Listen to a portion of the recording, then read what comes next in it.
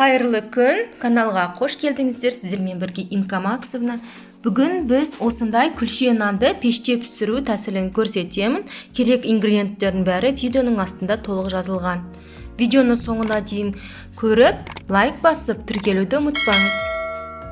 Өте жұмсақ, қараңыздар. Ортасын бөліп көрсетейін. Керемет болып шықты. Барлығы бізге керек өнімдер: ұн, жылы сүт, жылы су, ерітілген сары май, тұз, қант, ашытқы және бетіне күнжіт пен жұмыртқаның сарысы керек болады. Ең алдымен осындай үлкенірек ыдыс аласыз, оған біз нан ашытамыз. Оған жылы сүт пен жылы суды құямын. Осы жылы суға ашытқыны саламыз.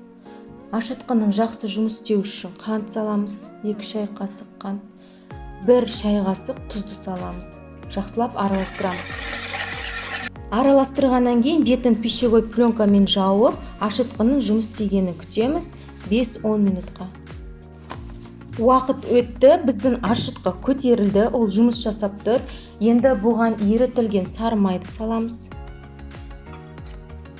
Жақсылап араластырамыз. Алдын ала електен өткен ұнды ақырындап шетінен саламыз. 2-3 бөлікке бөліп. Мұнда менде 800 грамм.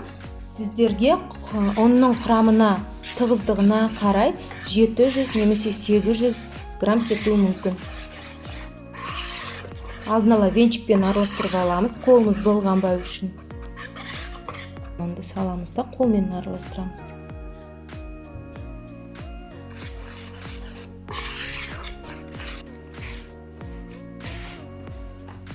Қамырымызды үстелге түсіріп, бір басып біріктіріп аламыз. Міне біз біріктірдік, ол осындай жұмсақ болып шығады қамырымыз.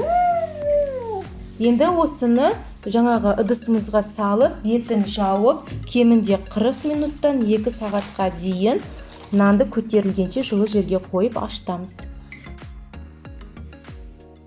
Уақыт өткеннен кейін көріп тұрғандарыңыздай қамыр үлкен болып көтерді. Енді бұны түсіреміз. Алдын ала жұмыс істейтін үстелге кішкене өсімдік майын жағып аламыз да қамырымызды түсіреміз. Оны осылай жгут тәріздес қылып дөңгелетеміз. Бізге керек көлемде бөлшектерге бөліп аламыз. Одан кейін бөлшектерімізді өстіп дөңгелетіп қамырымызды қойып шығамыз. Бетін 20 минутқа қамырымыз көтерілгенше демалсын. Қамырымыз көтерілді, көлемінде 2 есе болып ұлғайды. Енді біз бұны пеште пісіреміз. Ол үшін қамырды 3-еуін осылай қойып аламын противенге. Одан кейін ортасынан бастап ақырындап қамырды басамыз. Шет-шетіне тимейміз.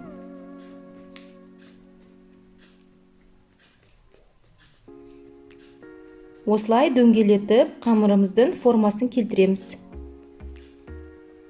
Одан кейін әдемілігі үшін сізде осындай арнайы картоптың пюресін жасайтын не болса, сомен үстіп басуға болады.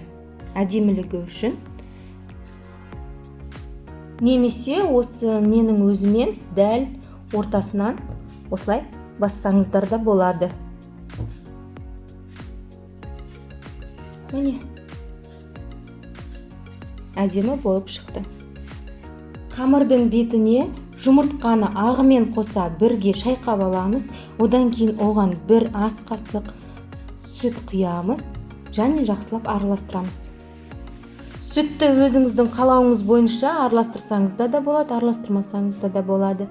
Енді осы тоқаштардың бетін осымен жақсылап жағып шығамыз. Молырақ қып жағамыз. Әдемі қып-қызыл болып пісу үшін. Әдемілігі үшін бетіне күнжіт сеуіп шығамыз.